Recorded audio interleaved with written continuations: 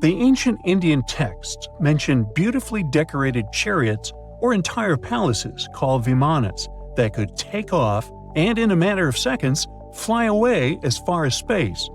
Some people believe these vimanas only existed in Indian mythology, but it's also possible that they were based on a real technology that had been lost over the centuries. According to the Vedas, ancient Indian religious texts, there was the elephant vimana with several engines and many other types named after animals and birds. There was one for local travel, one for visiting different countries, and one for traveling to the moon and various planets. They could develop a great speed. One vimana had the superpower of invisibility. Another one was shaped like a sphere and was built on the winds produced by Mercury. This vimana was said to generate an enormous ray like the sun and make noise like the storm's thunder. All the vimanas were unbreakable and perfect for attacks on foes. Now, to operate a vimana, you'd need to know a lot of stuff, pretty much like today's airplane pilots, 32 secrets in total. They'd cover the aircraft structure and the secrets of taking off and maneuvering without crashing. That's a good thing. The pilot was also expected to know how to be seen and unseen, how to be hidden, how to be quick, how to manage contractions and expansion, and many other tricks. To hide the flying machine from foes, the pilot was instructed to move to the 8th atmospheric layer above the Earth and use the power of dark solar rays. This instruction might sound a bit weird, but there were others, more realistic ones, which still make sense in modern aeronautics. There are sections of ancient texts on the vimanas that focus on details like flight paths, pilot training, navigation, and even suitable clothes for pilots and recommended food for long flights. There was also a lot of technical detail about the use of heat-absorbing metals, the metals utilized, and melting points.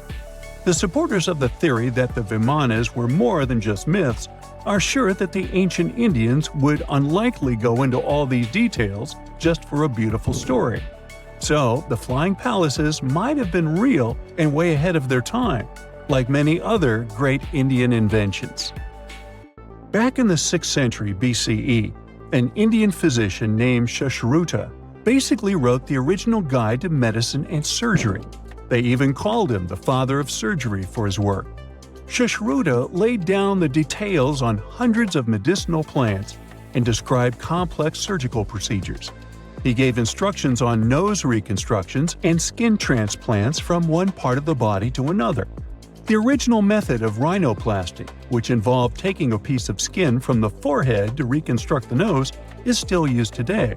But back then, it had a slightly different purpose than surprising your followers on social media. Those nose jobs helped out folks who had lost their noses as punishment for crimes or in fights.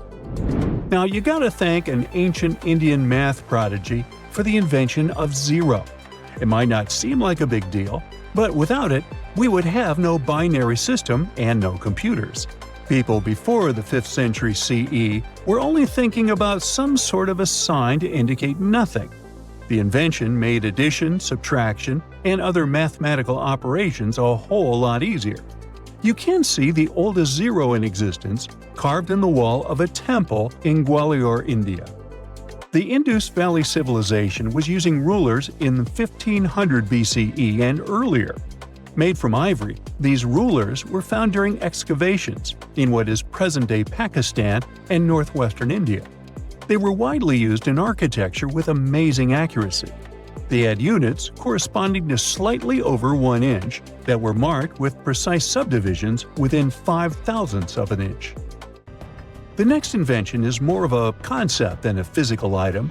Standardization is all about setting the rules based on a bunch of people, things, or interests. One of its cool applications that we've all gotten used to is standard weights. Whether you're using pounds or kilograms, you need these universal measurements for weight, right? For this, we owe a big shout-out to the merchants from the Indus Valley Civilization who lived around 4,000 years ago. They were measuring everything from food grains to fancy luxury goods using these standardized weights. And their weights had decimal and binary mathematical systems going on. They didn't have high-tech gear. but they pulled off some serious precision using complex calculations and even sand for construction.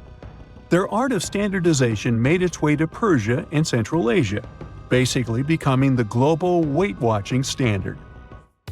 So, if yoga is your go-to exercise, you definitely have a personal reason to appreciate the ancient Indian geniuses. Over 5,000 years ago, during the rule of the Indus Sarasvati civilization in northern India, yoga was first mentioned in the Vedas. Yoga was refined and shaped over the centuries until it grew into a massive teaching with over 200 sacred writings dedicated to this way of obtaining enlightenment. At the beginning of the current era, yoga got a new trajectory thanks to a Hindu writer who laid down a system of yoga in his text, the Yoga Sutras. It became a whole-body rejuvenation, a life-extending practice with poses that you are still doing on the mat today. Yoga has reached the Western world only in the 19th century, and it caught on like wildfire. Chess, the all-time top game for intellectuals, is also an Indian invention. Its ancestor was called Chaturanga, and it was a strategic board game that started gaining popularity around 3,000 years before the current era. This early Indian version of chess was played by 4 people, not 2, and had 64 squares. Each player had 8 pieces, ranging from pawns to kings, bishops to knights, and there was no standard 6-faced dice. They rolled with an oblong one. Players facing off were actually allies, forming 2 teams based on the direction they sat. Chess, that we know and love today, was first mentioned in ancient Indian literature in a legend. It said that the wife of a villain called Ravana had invented the game to amuse him.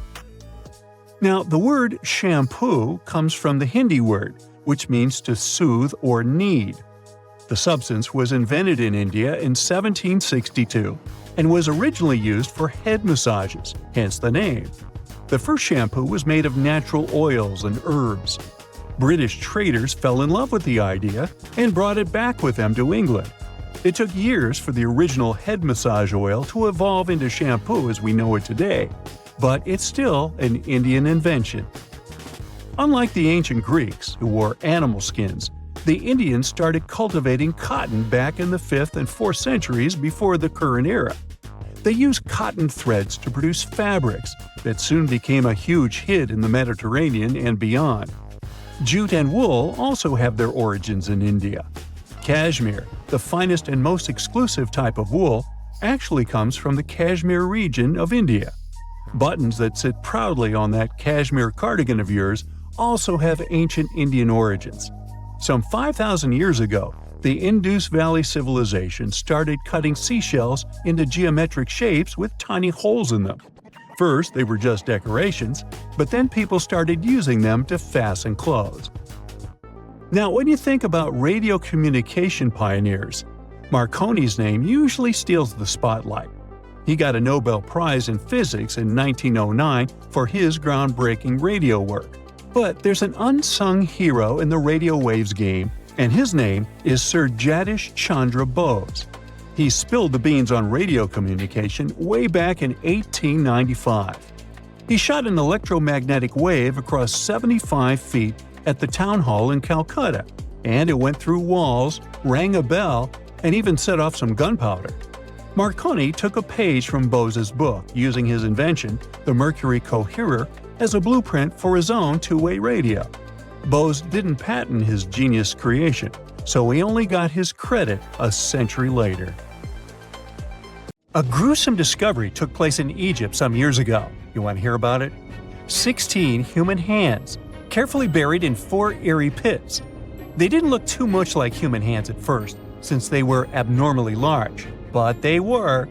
Weirdly, there were only right hands, no left hands were in sight. It turned out that it points to the practice of an ancient dark ritual. Old Egyptian art and tales talked of a ceremony where warriors would present the right hand of their adversaries as proof of victory and ask for gold in return. Egyptians believed in the afterlife, so cutting off someone's hand meant you cut off their power eternally. Guaranteeing this type of defeat was interesting to the winning party. Here, the fight was between Egyptians versus Hyksos, who lived in what was once known as Canaan. Egypt has always been the center of some history-changing findings, and some time ago, this papyrus was found. If we stretched it open, it would be just a tad bigger than the height of a skyscraper. The world's tiniest skyscraper, which is located in Wichita Falls, Texas. When humans didn't write on their notes app, they wrote on this thing, made from the medulla of a papyrus plant. Around 2,000 years ago, ancient Egyptians wrote something reminiscent of a book where they describe most of their funerary traditions and their visions of the afterlife. It's considered one of the most important texts from ancient Egypt and is still sold in bookstores to this day. This ancient manuscript was unearthed from a chamber located just south of the Pyramid of Djoser, located in Saqqara. Oh yes, Djoser is the oldest pyramid in Egypt and not the Giza pyramids like most people think. So recently, the site of Saqqara buzzed with excited archaeologists who probably found one of Egypt's oldest complete mummies. They believe that this beautiful and well-preserved mummy was that of a wealthy man. He was discovered in a deep shaft, covered in layers of gold leaves. There are many symbols that show he was an important and wealthy man, like the band he wore on his head, the bracelet on his chest, and the fact that he was embalmed with a tunic, which was reserved for Egypt's finest. The most exciting part of the entire discovery was finding the resting place sealed with mortar, just as the ancient Egyptians had left it 4,300 years ago. Now this may sound weird, but back in 2008, archaeologists discovered a missing pyramid. Now it went missing because it deteriorated over the span of 4,000 years. Today, you can only see its base. It was a pretty important site back in ancient times. It is said that around the area of the pyramid, the ancients hosted a special type of ceremony where high priests would carry mummified remains of sacred bulls. Now here's a fun fact. Ancient Egyptians believed that Apis bulls were earthly incarnations of the city deity of Memphis and was connected to rites of fertility. It wasn't just any Apis bull, though. They needed to be all black, with a single white mark between its horns and a bunch of very specific characteristics. They were selected by the local priests and honored until they passed away. After that, they were mummified and buried in underground galleries. Meanwhile, this missing pyramid sort of disappeared around the 1800s. It was a German archaeologist who first found it in the village of Saqqara. He called it the Headless Pyramid when he first found it. But then, years after the official discovery, the desert sand came along and covered the whole thing. There were some excavations between the 19th and 20th centuries, but they weren't too systematic. That's why scientists were so thrilled when they dug an entire pyramid's base after removing the 25-foot mound of sand that was covering it. Oh, and it turns out American archaeologists are excavating a cemetery in Egypt that could contain over 1 million mummified bodies. So far, archaeologists have dug around 1,700 mummies. One of the main differences from other classic Egyptian mummies is that these people weren't kings and pharaohs. They were commoners that most likely lived about 1,500 years ago, when Egypt was controlled by the Roman and Byzantine empires. The name of the cemetery is cool, though, the Way of the Water Buffalo, just in case you want to check it out on your next trip. Other than bulls and buffaloes, ancient Egyptians also liked baboons. Are you seeing a pattern here? In the beginning of the 20th century, archaeologists discovered a site filled with mummified baboons in a place called, guess what? The Valley of Monkeys. An animal wouldn't have been mummified if it wasn't considered important. Certain animals were more important than others, since they were linked to specific deities. Jackals were connected to Anubis, the ancient god of the afterlife, and cats were likened to the female deity Bastet. Baboons were a pretty big deal, since they were believed to be connected to Thoth, the deity of wisdom and advisor to Ra, one of Egypt's supreme deities. The archaeologists who studied these animals weren't too happy. They think these baboons were kept inside and were deprived of sunlight for most of their lives. They had extreme vitamin D deficiencies and they were poorly fed. Maybe Thoth got angry with these baboon keepers. Just a guess. Since there's never a boring day for archaeologists in Egypt, they also found human mummies with golden tongues. Since Egyptians were all about the afterlife, They believe that golden tongues might help a person speak once they pass to the other side. I mean, it's a long shot, but hey, why not? Some of these mummies were placed in wooden coffins with goods, such as necklaces, pottery, golden artifacts in the shape of lotus flowers and scarab beetles, and iPhones. Just kidding. A new temple was also unearthed recently in Egypt. Scientists believe it was dedicated to honor Zeus Cassius. That deity would be a cross between Zeus, the almighty Greek deity of the sky, and Mount Cassius. While digging around the Sinai Peninsula in Egypt, archaeologists spotted 2 pink granite columns poking out of the ground, and bingo. They believe these columns represented the temple's front gate and collapsed during an earthquake many years ago. And speaking of deities, there weren't only super serious deities. Recently, scientists unearthed a golden ring in a city south of Cairo. No, Frodo, it's not magical. It was a normal gold ring, but it had the depiction of the deity of fun, officially named Bes. This deity is often described in sacred texts as a happy chubby dwarf. Today, many tattoos we get are sorta deprived of any sense and are made of aesthetic purposes only. In ancient Egypt, though, women would get tattoos as a token of protection for childbirth. That's what scientists think, at least. Around the Nile region, scientists found some mummies that had well-preserved tattoos, which is a rarity since the skin deteriorates so easily. 2 of these women tattooed their lower backs, and the drawings were simple. They were mostly pictures, including that same chubby dwarf we just talked about, Bes. He also had a side hustle as the protector of women during childbirth. Now, would you believe me if I told you ancient Egyptians invented robots? No? Well, that's because that's not entirely true. Sure, they were astronomers, mathematicians, and engineers, and somehow they also squeezed an eccentric invention into that package – an automated deity some scientists called Hathor. This wooden statue had been in the Metropolitan Museum of Art for years before someone noticed its secret. With the help of an X-ray machine, specialists discovered a mechanical operating system inside it. The pulley-like axis goes from the statue's shoulder to her left leg. When the system rotates, the statue raises and lowers her hand. Hey, pick me! Pick me! I got my hand up here. In 1936, British Egyptologist Walter Bryan Emery found a small object in the desert that made people debate whether it was an elaborate stone model of a flying saucer or even a hyperdrive from a spaceship that belonged to some advanced civilization that visited the Earth. Emery spent years excavating sites along the Nile River Valley, especially in the huge ancient necropolis of Saqqara.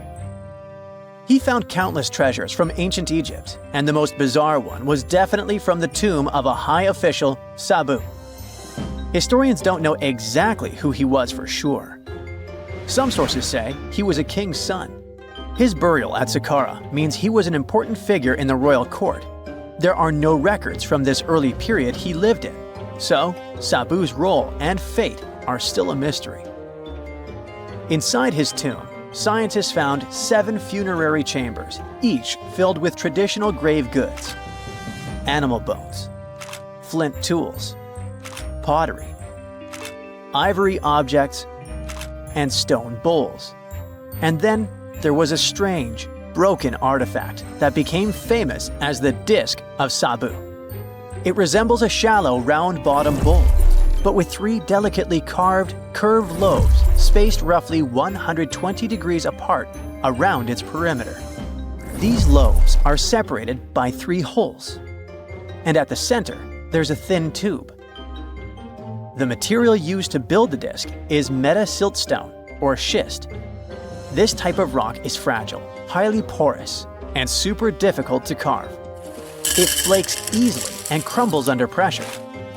So how they made the disc out of it with rather simple stone and copper tools from 3000 BCE is still a mystery. The next big question is why they decided to bury Sabu with it. Perhaps if we knew its true purpose, it would make more sense. When it was first discovered, archaeologists thought it was nothing more than a vase, an incense burner, or a ceremonial decoration. But those who took a closer look from the point of view of an engineer decided it could actually be a component of a larger mechanism. An amateur historian made an exact copy of the artifact with a 3D printer, and it turned out that the disc of Sabu was an ancient impeller, a crucial part of a centrifugal pump. When they put it in a housing and span at high speeds using the small central shaft, the disc was able to displace water. When it was tested without a housing, the disc created a powerful vortex. It became clear that the curved lobes and slightly concave shape of the disc weren't random. It was probably all engineered to move water with remarkable efficiency, like a powerful pump mechanism. Ancient Egypt's entire civilization depended on irrigation. Later dynasties perfected basin irrigation and managed to control the rise and fall of the Nile to take the most from agriculture. So, the engineers of the first dynasty may have been experimenting with advanced irrigation techniques thousands of years earlier than scientists previously thought. But then again, some people have doubts schist is strong enough to be used for a pumping mechanism. They suggest that artisans from Egypt's first dynasty were trying to recreate an even older object, using whatever tools and materials they had. It could be a stone replica of something originally made from metal, possibly belonging to a civilization far older and more advanced than ancient Egypt itself. One Swiss author takes this idea even further and proposes that the disc is a copy of a component from an extraterrestrial spaceship's hyperdrive, or stone model of a flying saucer. One French researcher believes the disc of Sabu was part of a secret massive factory system to manufacture sodium carbonate inside pyramids. Some people suggest that the disc may have been a primitive tool for weaving ropes. The lobes held strands of silk or fiber that were twisted into twine when it was spun. Or it may have been a gigantic lamp. Another historical mystery is a map from 1513 that is believed to be the oldest surviving detailed map showing the Americas. The author of the map is a Turkish captain, Piri Reis. He never crossed the ocean himself and put together this map from 20 regional maps. He used an Arab map of India, 4 Portuguese maps showing India and China, and a map of America by Christopher Columbus as he saw it. This last map was lost for many years, so Reis's map gave us an idea of what Columbus must have recorded during his third voyage to the New World. A historian who studied the map suggested that it showed Antarctica in prehistoric times because it strangely resembled Antarctica's true coastline, the way it looked when it was free of ice. But it was later proven that this idea wasn't right. Another idea that rocked the science world was Klerksdorp spheres. They were found in deposits of mineral pyrophyllite in South Africa and looked like tiny ancient cricket balls with lines around the middle. Back in the 1980s, there was a theory that some super advanced pre-flood civilization we know nothing about had made these spheres. One journalist shared stories about how they rotated on their own in a display case. There was also a TV show that invited a psychic who was telling everyone the spheres were pieces of an ancient spaceship. But according to geologists, these spheres are pretty regular spherical objects formed from different minerals than the surrounding rock.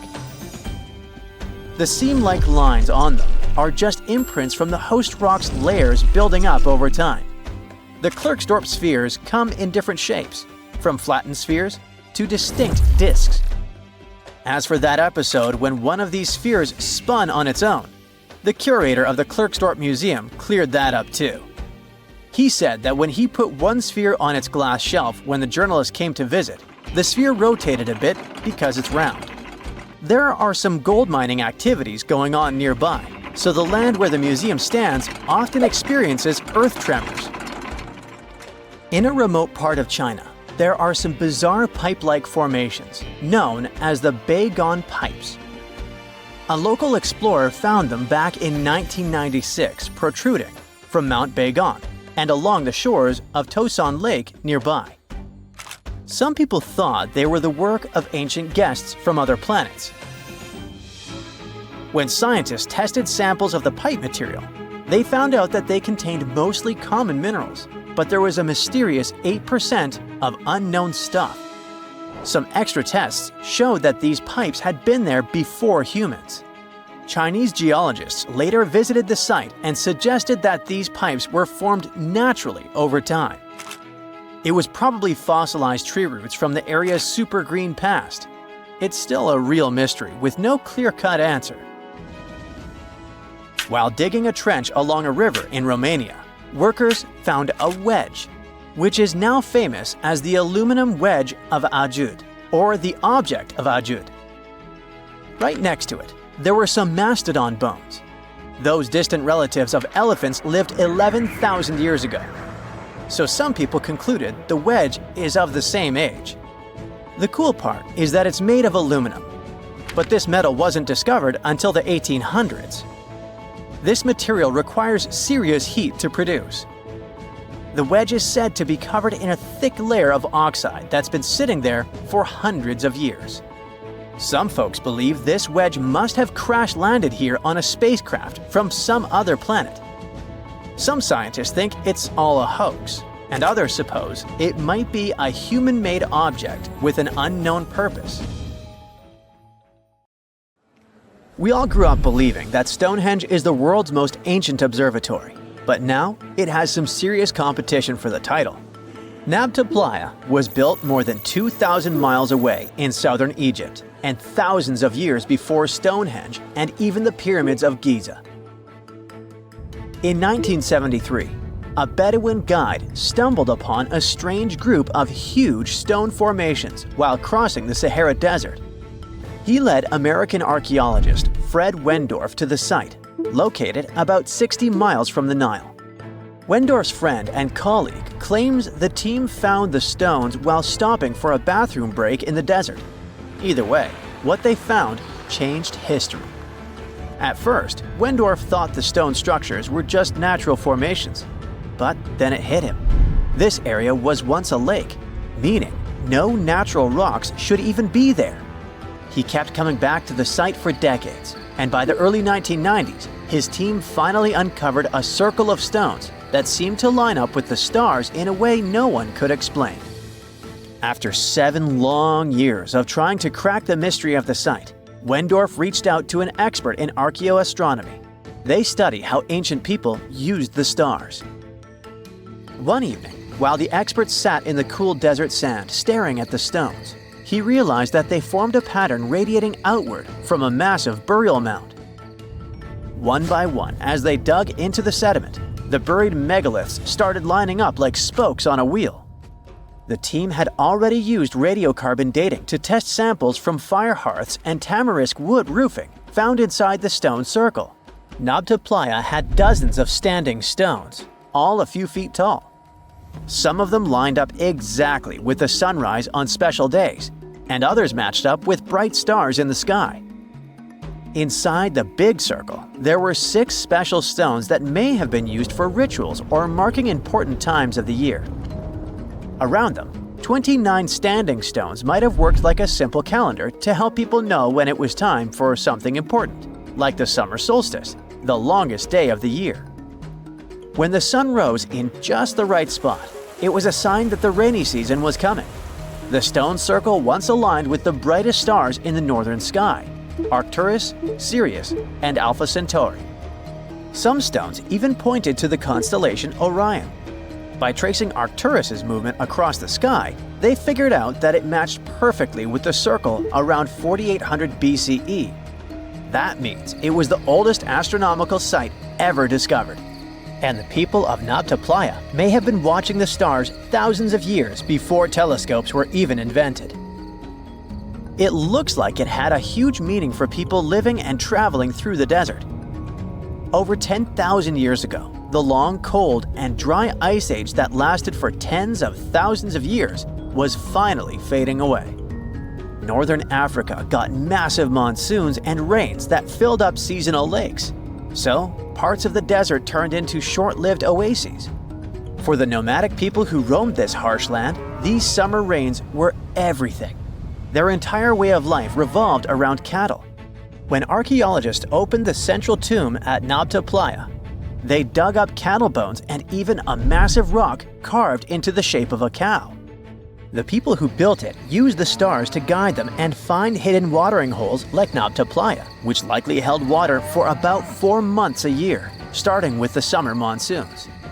But there was no North Star back then, so instead they navigated using bright stars and the way the sky seemed to spin in circles above them. When the lakes were full, the standing stones would be partly submerged, and from the western shore, you would see the reflection of the stars on the dark water. Nabta Playa is way less famous than Stonehenge, perhaps because its stones were buried and the famous site in England was open to visitors for thousands of years. Sadly, when Nabta Playa did become famous, some tourists ruined parts of it by moving stones around, which messed up the ancient star alignments. To protect it, the authorities moved everything to a museum where people can see the stones and the carved cow statue without damaging them. The Egyptian Observatory isn't the only construction similar to Stonehenge. It has versions that were used for different purposes, from Germany and France to the US and the Andes in northern Peru. This last one is actually one of the oldest big structures ever built in this region. The circular plaza is made of 2 giant stone walls arranged in a ring. It was likely used for ceremonies and gatherings. Scientists have carbon dated it to be about 4,750 years old, which means it was built before the Great Pyramids of Egypt and Stonehenge. The plaza had 2 entrances and a special layer of clay, soil, gravel, and charcoal underneath. It was carefully planned and built. Archaeologists also found ceramic pieces, quartz crystals, and gemstones at the site, so it was definitely a special place. People visited it for centuries, but at some point it was sealed off, probably because of changing beliefs and traditions. The most recent discovery was the remains of a large timber circle roughly the same age and with parallels to Stonehenge, all the way up in Denmark. This open-air structure was likely part of a special area where prehistoric people from the late Neolithic and early Bronze Age gathered for rituals and ceremonies.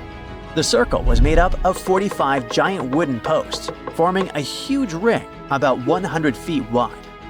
The wood is gone now, but scientists believe tall timbers once stood in the holes and created an impressive wood henge. No one knows exactly what these circles were used for, but archaeologists have found animal bones and food remains at similar sites. So people probably used to gather there for feasts and rituals. In 2024, scientists found 2 ancient stone circles from the Neolithic period in Dartmoor National Park in England. Some archaeologists believe they might form a sacred ark. Many of Dartmoor's stone structures were built in a curved shape on the high ground in the center of the area. A long time ago, Dartmoor was covered in forests, so people may have used the high ground as important markers. One of the newly found circles fits inside this ark, but the other one is outside of it, to the north. This could have been an entrance point into the ark. There's also a raised bank of earth near the stones, which looks similar to other famous Neolithic sites, like the Ring of Brodgar in Scotland and Stonehenge itself. This means the people who built these circles may have visited Stonehenge or been inspired by it. Archaeologists in Oman found ancient stone monuments called tralith, which got the nickname Arabian Stonehenge. They were finished about 2,000 years ago, but no one knows for sure who built them or why. Scientists also found stone hand axes that are incredibly old, between 300,000 and 1.3 million years old, from the time when the first humans left Africa. At another site in central Oman, archaeologists discovered a Neolithic tomb from around 5,000 to 4,600 BCE. There are 2 chambers with the bones of dozens of people inside beneath a giant megalithic structure. Nearby, they also discovered rock carvings that were made by people who lived in the area. And then there is another Stonehenge look-alike, this time in Saudi Arabia, that was used as an apartment complex thousands of years ago. Archaeologists discovered a total of 345 stone circles by looking at aerial photos of a lava field. Each circle is between 13 to 26 feet and has at least one large standing stone in the middle. these structures still have remains of stone walls and doorways. Stone circles like Stonehenge are often linked to ceremonies and rituals, but scientists say that many early houses were actually built in round shapes, and rectangular homes only became common much later in history. Stonehenge wasn't a witchy monument to travel through time. It was actually constructed as a hope to build a different future. Recent research just found out that the monument was probably raised as an attempt to reunite the Britons during a period of big division. The thread of this story lies on the altar stone, the monument's most iconic rock. For years, scientists believed that the stones used in Stonehenge, including the altar stone, came from the nearby Preseli Hills in Wales. In this scenario, Stonehenge would have been built by a local community, that is, Neolithic people who would have found easy-to-access materials to build a ceremonial mound, a sundial calendar, and a final resting place, all in one. Things changed when another discovery was made. In 2018, leading-edge research pointed that the altar stone actually came from the River Tay region in northeastern Scotland, which is located over 400 miles away from Stonehenge. Scientists found similar rocks as such in Scottish monuments. You see, the altar stone is a recumbent stone, laying on its side. Many of the rocks were found in ceremonial stone circles in Scotland, and they are unique to this region. When this discovery broke through, it got archaeologists thinking. Maybe Stonehenge wasn't just a local project, but a wider collaboration between different tribes and communities across Britain. To understand this, we need to rewind to around 3000 BCE. That's when Britain still wasn't a unified country per se. Rather, it was a patchwork of tribes such as those coming from southern or eastern Europe, each with their own customs and beliefs. As an island, Britain's population changed many times. Britain was mainly composed of farmers who descended from people from the Middle East and arrived on the land around 6,000 years ago. This group thrived in the area until 2500 BCE, when another group coming from the regions of the Netherlands and Germany started to appear. These ones, also known as the Beaker people, were responsible for the large population turnover that Britain experienced during the Neolithic period and the years that followed. The Beakers were called so because of a specific type of pottery they used to make and bury their loved ones with after their passing. It's possible that the original dwellers of the land didn't like it that their land was being repopulated. And what researchers suggest is that Stonehenge was this attempt to reunite the original Neolithic farmer population and regain some type of identity control over their land. They would have invested a lot of time and energy in bringing the altar stone all the way down from Scotland, without the help of wheel technology, for example. You see, the wheel had already been invented in Lower Mesopotamia, but since there was no Wi-Fi at the time, the Brits weren't aware of this technology until much later on.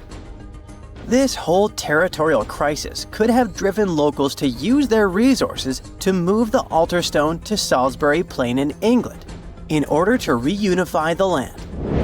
You see, Stonehenge wasn't built in one go. Its history dates to around 3000 BCE. That's when the monument was just a circular ditch and bank, known as a henge.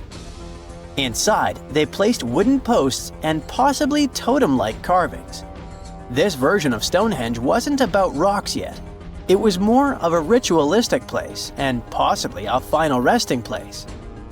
They found several cremation pits from this period, making it the oldest resting place in all of Britain. It was only around 2600 BCE that the blue stones came around. The naming might be a bit misleading since they're not literally blue rocks. They have a bluish tinge to them when they're freshly broken, hence the name. These smaller rocks probably came from the Preseli Hills in southwest Wales, which is about 150 miles away from Stonehenge. Some researchers say that the ancient ones believed that blue stones had healing qualities. So we can maybe guess why they went through all of the trouble to move them from Wales to Salisbury Plains, huh? A little bit later than that, circa 2500, that's when we start having the Stonehenge we know and love today. That's when the sarsen stones started to arrive. The sarsens are Stonehenge's huge stones. I mean, each sarsen can weigh around 25 tons. That's as much as 3 African elephants stacked together. The sarsens make that iconic outer ring circle. Supposedly, that's also when the altar stone was moved from Scotland directly to the heart of Stonehenge. The altar stone is the largest of the blue stones used to build Stonehenge. Today, the altar stone lies recumbent at the foot of the largest trilithon of the monument. In case you don't know, the trilithons are the horizontal stones used to form those famous arches we see today. And here's where the story takes a twist. For nearly a century, scientists believe that the altar stone came from the same area as the blue stones, the Preseli Hills in Wales. It made sense back then. If you're already hauling stones from Wales, why not grab a special one to be the so-called altar? Except that theory started crumbling in 2018, when a team of researchers decided to dig deeper. They used advanced geochemical analysis to pinpoint where the altar stone's sandstone actually came from, and it turns out it wasn't Wales. Instead, the results pointed north, specifically to the Orcadian Basin in northeastern Scotland, 400 miles from Stonehenge. This revelation changed the whole script of Stonehenge's story. How would they move the rocks, you may ask? Well, there's an old theory known as the ice road that suggests that the rocks were moved by natural icy pathways that formed during the winter. This way, they could slide the rocks down all the way to Stonehenge. But hey, if we're talking about a distance of over 100 miles, that's not too realistic. Anyways, this theory was debunked because it was warmer back then than it is today. There's also the river theory that suggests that the rocks were floating along the river from the quarry to the site. But if we're talking about sarsen rocks, they're too heavy to float. So there goes this theory. What we're saying is, no one knows how the rocks were moved. Another interesting info came from all the research done in Stonehenge. A recent laser survey of the stones revealed the different stone working methods used and has shown that some parts of the monument were more carefully finished than others. In particular, the northeast side and the inner faces of the central trilithons were finely dressed. FYI, a trilithon is one of Stonehenge's most famous shapes. It's when 2 huge monoliths receive a third one on top of them, connecting the 2 together. This fancy word is just Greek for having 3 stones. But anyway, the bigger question, and maybe why Stonehenge is so famous, is why it was built in the first place. You see, Stonehenge's entire layout seems to have been carefully planned to align with the movements of the sun. The monument's architecture is particularly attuned to the solstices, the shortest and longest days of the year. During the summer solstice, the sun rises perfectly in line with the heel stone, casting light straight into the heart of the stone circle. A spectacular, almost magical sight that surely wowed its ancient audience. But it's the midwinter solstice that seems to hold a special connection to the altar stone. As the sun sets on that day, its light aligns with the altar stone at the center of Stonehenge. To the builders of Stonehenge, this alignment may have symbolized more than just celestial precision. It likely carried profound ancestral and spiritual significance. The altar stone, illuminated by the setting sun, could have been seen as a bridge between worlds, connecting the living with their ancestors, the earth with the cosmos, and the present with the eternal. In a world without calendars, clocks, or weather apps, the solstices were everything. They marked the rhythm of life, guiding agricultural cycles and spiritual rituals alike. So Stonehenge wasn't just about the stones or the people who built it, but perhaps a way to honor their ancestral roots in an ever-changing world.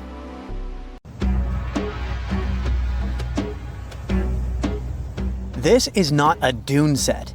this is a very real desert in Niger. Jado was probably built by the nomadic Sao people and is filled with ksars, which are fortified houses made of salt and clay, with giant walls and secret passages. Located deep in the desert, it was once a vital stop for trans-Saharan caravans, but is now a hotspot for smugglers and bandits. The site has been off-limits since 2002 due to its dangers. The origin of the ksars remain a mystery. No archaeological studies have been conducted, leaving many questions unanswered. Even today, shifting sands reveal and conceal parts of these ancient ruins, fueling local speculation about what might still be hidden beneath the desert. Speaking of connective tunnels, scientists were blown away by the discovery of lava tubes in Saudi Arabia. These underground passages form when molten lava cools down. Researchers believe that ancient nomadic groups may have utilized these tunnels to survive the super harsh desert climates. While excavating the tunnels, archaeologists uncovered artifacts, rock art, and skeletal remains. The art and animal bones show that the people who used the tunnels were probably sheep and goat herders. They're still piecing together whether these groups lived in the tunnels for extended periods or just used them as temporary shelters. The Great Pyramid of Giza has been standing for thousands of years, but it's still hiding secrets.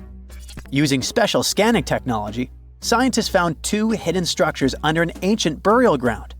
The first is a shallow L-shaped structure, and below it is a much larger space that could be a final resting place or a chamber. The smaller structure was filled with sand on purpose, while the deeper one might be an empty chamber. Experts believe the two are connected, possibly as an entrance leading to a secret chamber. This is big news because it might give us some more insight into who built the pyramids and why. The world is full of ancient writing, but some messages refuse to give up their secrets, like the mystery of the Bash Plemi tablet. This unusual stone, pulled from a lake in Georgia, is covered in symbols no one can read. Even with modern technology, experts are completely stumped. The tablet is about the size of a book, with 60 symbols carefully carved into its surface, but 39 of them don't match any known language. Some resemble scripts from ancient civilizations in the Middle East, India, and Egypt, but none are an exact match. To make things even trickier, part of the tablet is broken off, meaning a piece of the puzzle is missing forever. To rule out a hoax, scientists studied the tablet closely. They confirmed it's made of vesicular basalt, an extremely tough local rock. Whoever carved these symbols must have been really skilled. Based on similar archaeological finds, experts believe the tablet could date back thousands of years, possibly to the late Bronze or early Iron Age. Some symbols repeat, which could mean they're numbers.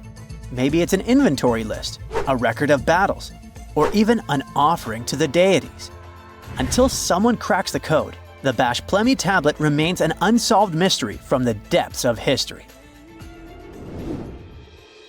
Experts are still stumped with what this Minoan disc might mean. The Phaistos disc is one of the most mysterious finds from the Minoan civilization. This 6-inch clay object, discovered in 1908, has strange spiral markings that no one has fully decoded yet. The disc has 241 symbols on both sides, showing everything from people and animals to tools and plants. Experts have come up with many theories about what the symbols mean. Some think it's an early form of Greek. Others suggest it's a prayer or a hymn. And some even believe it could be a letter from a king in Anatolia to a Greek ruler. Let's see who will be the first to figure this out.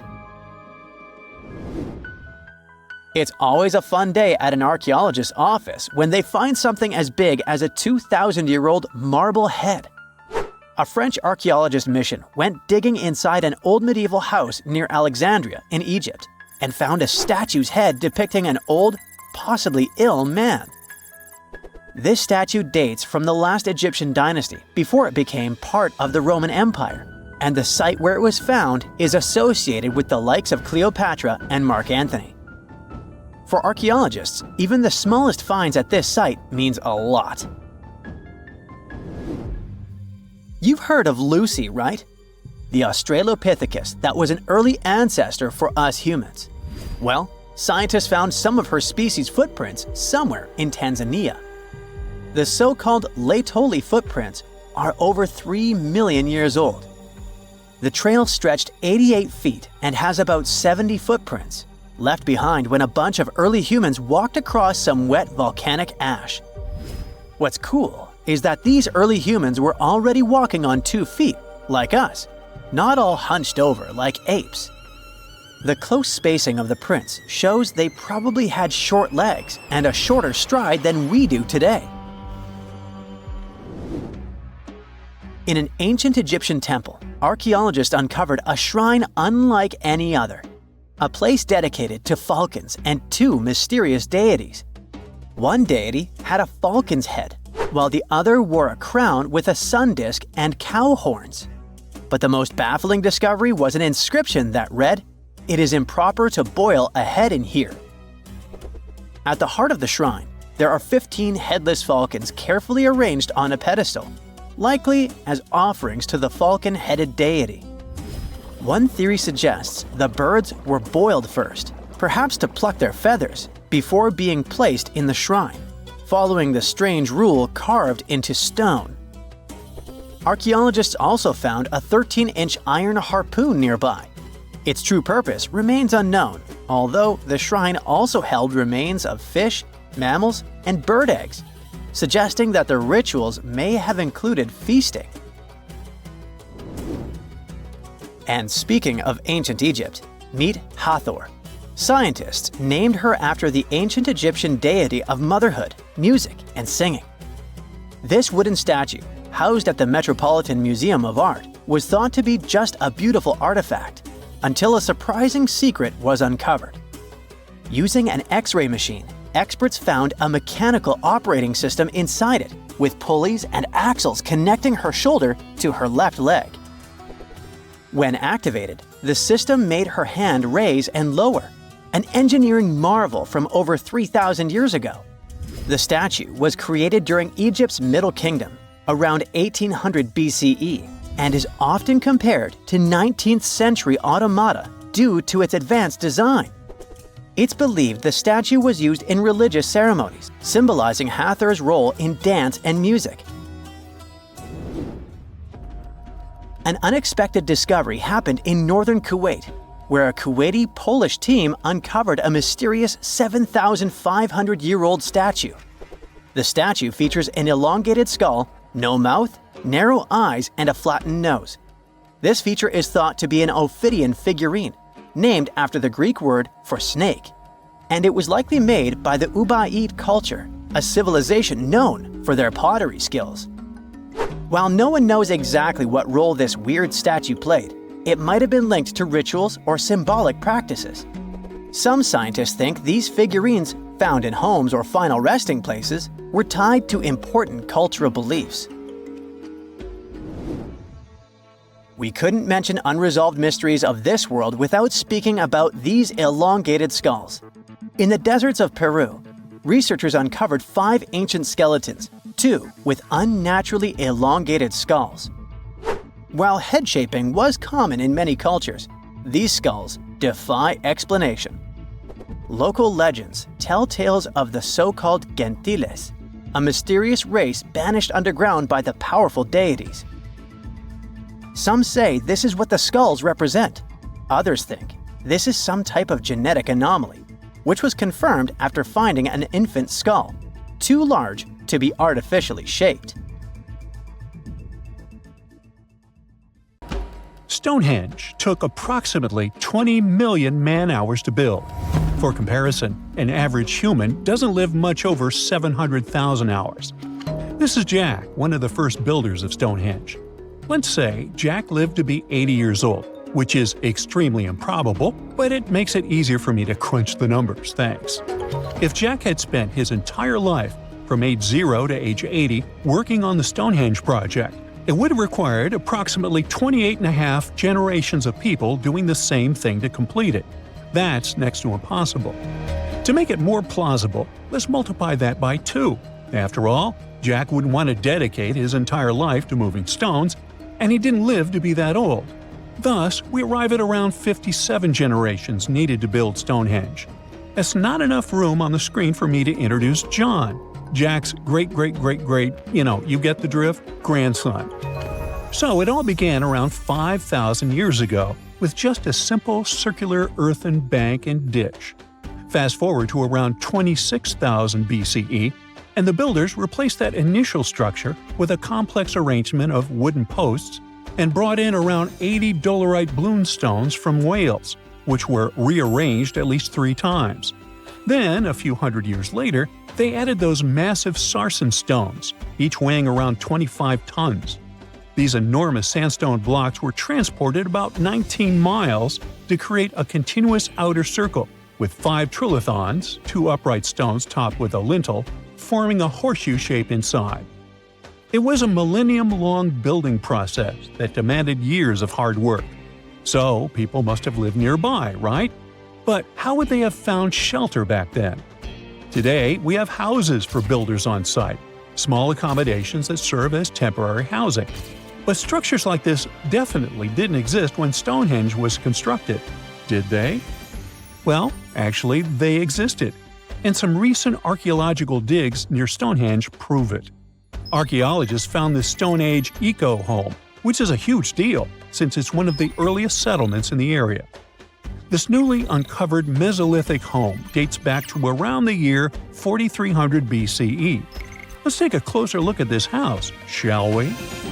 Now, for the walls, people back then used a large fallen tree, its trunk to be more precise. These wooden walls were reinforced with flint, and they even lined the pit left by the uprooted tree with cobblestones. To create the roof, they opted for animal hides, which sounds like a wise choice. They must have provided protection against the unpredictable weather of the British Isles. Now, you might be wondering, the weather in Britain is indeed unpredictable, and it has been that way since time immemorial. So, how did the builders manage throughout most of the year, particularly during the winter months? Well, the answer is simple. There was a hearth on site, which isn't surprising, but the system they employed was quite ingenious. A hearth inside the house would have posed too great a risk, yet bringing hot stones into the dwelling was perfectly safe. While they were hot, they couldn't ignite the building. So they used these stones from the hearth as a heat storage system to keep warm at night. And as a final touch, they even incorporated various stones for decoration. They didn't exactly get a Pinterest house, but it added a touch of elegance for sure. And if you think this discovery is merely about the houses, think again. It significantly changes our understanding of how people lived during that time. This discovery places them in an important prehistoric setting right at the start of the Neolithic area, sparking some interesting questions about whether these early folks could be related to the people who built Stonehenge. But there's a big worry. Experts are concerned that this significant find, along with other buried archaeological sites, could be at risk if the authorities go ahead with plans to build a tunnel to reroute the A303 away from the World Heritage Site. Sure thing, the house the scientists found wasn't in perfect shape, and it lacked some crucial elements people use for living. Some of them decayed over time, while others were simply absent. So the scientists took 20 tons of chalk, 5,000 hazel rods, and 3 tons of straw, and used all this to recreate the 4,500-year-old design houses. These new buildings are located close to Stonehenge, which is incredible since in this area, planning permission for even a new cowshed is problematic. So, what are these houses like? Well, first off, there are 4 of them, and they're oval-shaped. They're built on the foundation of real houses that stood there about 4,500 years ago, just around the time the Stonehenge Eco House was going up. The houses aren't very big, they're single-room structures. When it comes to dimensions, it was straightforward to estimate since we could gauge the size of the roof and the height of the walls based on the foundations. Each side measures about 16 feet. However, the roof structure remains a bit of a mystery. There were a few differing thatching techniques back then, so pinpointing the exact method used for these dwellings is kind of a guessing game. For now, we think it involves knotted or tied straw carefully secured onto a hazel-woven frame. When fires are lit, the smoke from the hearth wafts up through the thatched roof. Now, remember those 20 tons of chalk? That was needed for the floors and walls. The white chalk walls and floors reflect sunlight and capture heat from the fire. But here's the kicker. The builders encountered a challenge because the ground was so waterlogged that some of the chalk floors took weeks to dry out. By the time they should have been bone dry, they were still as sticky as chewing gum. Now, it's safe to say people 4,500 years ago faced similar struggles, and we can really appreciate what they went through while building their homes. The final layer of daub was applied using rags, giving a smooth, almost shiny finish that looks surprisingly classy. The interiors are furnished with wooden and wicker beds and shelves, along with clay pots and jars, all centered around a cozy hearth. The spaces feel surprisingly roomy and are filled with light that streams in through the thatched roof, bouncing off those white walls. Plus, the woven furniture adds a nice touch of authenticity to the vibe. The fires have been lit, and the first meal, bread crafted from flour ground on a stone mill next to the hearth, has been prepared. Those who tried the bread were pleasantly surprised by its flavor, finding it quite tasty. Now, here comes the bummer. Those who recreated the houses did cheat a little. While the materials used were authentic, the tools weren't. They used cement mixers to mix the daub, wheelbarrows to transport the timber, and logs by the hearth were split with steel axes instead of stone ones. Still, the builders aren't professionals, they're volunteers. So I think a bit of cheating is totally cool in this case. There are other volunteers on site who are more than happy to chat about the daily activities of the Stonehenge builders, from grinding grain with a quern to making rope from rushes. But these houses and the Eco House aren't the only remarkable things in the Stonehenge area. Some years ago, archaeologists uncovered a burial site close to Stonehenge that predates the monument itself. This Neolithic long barrow, dating back approximately 56 to 5,700 years, likely contains the remains of some of Britain's earliest inhabitants. The burial site was identified through aerial images that revealed its distinct shape beneath the crops. Salisbury Plain is rich with ancient sites, including Stonehenge, various mounds, and monuments. The area has remained undisturbed over the centuries, which is likely why so many ancient structures are still intact. This discovery also shows a significant shift in human lifestyle during that era, marking a transition from a nomadic existence to settled farming and animal husbandry, much like the Eco House itself. The long barrow in question measures about 85 feet long and 65 feet wide, though much of its above-ground structure has been lost to farming over the years. If this site is like others in the vicinity, it contains the remains of 30 to 50 individuals, along with cow skulls, which were significant to those early communities. Listen to this. Neanderthal fiber technology. Nope, I'm not joking. The concept is real. In 2020, a team of scientists published a paper that redefined the way we saw our closest ancestors. A find in France changed archaeology forever, and it wasn't the first time something like this had happened. But let me start from the beginning. Neanderthals. For a long time, they fit the image of the typical cavemen. If you are now thinking of someone like Fred Flintstone, you wouldn't be much wrong. What was the reason behind this stereotype? When did we start believing that Neanderthals were not the brightest tools in the shed of evolution? In comes William King, a 19th century British geologist. He was the man who named the Neanderthals. Based on the bones King found, the scientist declared the species not intelligent, and this image stuck with the Neanderthals for centuries to come.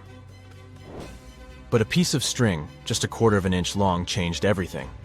A small, dry river valley, Abri du Maras, was the place of the great find. Archaeologists unearthed a cord fragment next to a stone tool. Such twisted fibers could have been used for everything from making clothes to fishing nets. In prehistory, this was some advanced tech, and the Neanderthals seemed to have mastered it. Scientists already knew that these early humans made tar from birch bark, and that they produced shell beads. There's even evidence of Neanderthal art. They were definitely not primitive. The string section and similar finds are changing the way we perceive our ancestors. The world of archaeology is constantly changing. Take the pyramids in Egypt, for example. Turns out, they weren't really built by an army of people who the pharaoh made work until they passed out. Herodotus, the famous Greek historian, was the man who started the confusion. He claimed, in 500 BCE, that 100,000 men took part in the construction of the Great Pyramid in Giza. He made no mention of who they were and why they were building the pyramids. That's how the myth started. Huge stone slabs pulled by humans, driven by a foreman with a whip. But Egyptologists would beg to differ. Those are the scientists who study ancient Egypt's culture. Fairly recently, they uncovered a workers' village that told a different tale. Yes, there was evidence of hard work on the workers' bones, but the construction industry is demanding even today. It took almost 6 years for 12,000 workers to complete the world's tallest building, Burj Khalifa. Back in Egypt, 3 times more workers finished the Great Pyramid in around 2 decades. An impressive feat of ancient engineering, wouldn't you agree? Superiors looked well after the Egyptians who built the pyramids. Their diet was rich in protein. They had medical care and they got paid properly. In fact, they lived better than the non-working population. And they lived with their families near the construction site. Archaeologists know all this because they unearthed bakeries and dormitories with bread jars and other goodies. Looks like the pharaohs were okay employers after all, and the job market wasn't that terrible. They also kept detailed papyrus records of the build and hieroglyphs. You and I wouldn't stand a chance of reading these letters that resemble images. Egyptologists had the same problem. For over a millennium, no one had used this type of font. And it's not like there was an English ancient Egyptian dictionary you could open and find meanings of words. But all this changed in 1822. A couple of decades before, the French found a broken slab of black granite. The stone contained 1 text and 3 scripts: Ancient Greek, Egyptian hieroglyphs, and Demotic. The last one was also the Egyptian language, but in a simplified script. Scientists dated it back to 196 BCE. The content is a religious proclamation. A French philologist and Orientalist, Jean-François Champollion, was the first one to crack the code. You see, people haven't forgotten ancient Greek letters. The Frenchman successfully matched the Greek letters with the ones in the Egyptian script. And voila, we were finally able to read hieroglyphs. The name of the piece of granite that made it all possible was the Rosetta Stone. The importance of its discovery went beyond archaeology. The word Rosetta Stone even entered the English dictionary. It represents a discovery that helps people understand an enigma that has been puzzling them for a long time. There are similar games. A symbol is attached to a particular message. Then you have to decode the message by replacing the symbol with a corresponding letter. In a nutshell, this is what scientists did with the Rosetta Stone more than 2 centuries ago. Do you know what is the oldest deciphered language in Europe? It has an unattractive name, Linear B. The script belongs to the Mycenaean Greek language. It predates the ancient Greek alphabet by several centuries. You can easily guess which script it is descended from. Linear A. The people from Crete used Linear B more than 1,000 years ago. During the Late Bronze Age, the Greek civilization that used the script vanished. There was no one who could read Linear B, and more importantly, no one knew it existed in the first place. This was about to change during the first years of the 20th century. A British archaeologist by the name of Sir Arthur Evans excavated a vast palace complex at Knossos, Crete, Greece. This was the center of the Minoan culture that created the enigmatic script. The palace boasted some 1,300 rooms. They had colorful paintings of dolphins, griffins, and bulls. All of these captivated the archaeologists' imagination. But their biggest find was at first overlooked: thousands of slabs of baked clay. The fire that brought down the palace helped preserve the tablets. It was impossible to read the slabs, though. They were written in an unknown language. The scientific community had to wait for another half a century before Michael Ventris cracked the code. He was an English architect and cryptographer. Ventris studied Greek and Latin. While attending the famous archaeologist's lecture, the young man decided to solve the puzzle of Linear B once and for all. He managed to do so in 1952. One of Ventris's most amazing discoveries was that the script was an archaic form of Greek. But cryptology still hasn't solved the code of Linear A. This writing system will remain a mystery until a motivated young person like Michael Ventris comes along. They wouldn't have to be a professional archaeologist. Basil Brown certainly wasn't. Yet in 1939 he discovered the richest early medieval tomb in Europe. This happened in Sutton Hoo in the southeast of England. This wasn't an ordinary tomb made out of stone. It was a full-size ship, 3 times as long as a London double-decker bus. And that's not all. Apart from its main purpose, the ship was full of riches. Deluxe hanging bowls, feasting vessels, gold and dress accessories, and luxurious textiles were just some of the treasures found. Archaeologists were also amazed by the silverware from distant Byzantium. You probably know this city as Istanbul, Turkey. Even in our age, it's several days' drive from Sutton Hoo. Just imagine how much time and money it cost to import a silver plate in the 7th century. That's when the ship went down, according to archaeologists. The English couldn't have done it. At that time, there was no England. The people living in the British Isles at the time were the Anglo-Saxons. Perhaps the ship from the grassy mounds in Suffolk belonged to one of their kings? We will never know. The local acidic soil did away with any possible evidence, or no one laid there in the first place. It could have been a cenotaph, which is a monument constructed to honor an important person. The archaeologists still don't have a definite answer. But what they have found at Sutton Hoo shed light on the Dark Ages. Before the discovery of the ship, they knew little about what had been going on in Britain after the Romans left. Now, the image of the early Anglo-Saxon society was much clearer. Perhaps the English soil will be the site of the next great breakthrough in archaeology.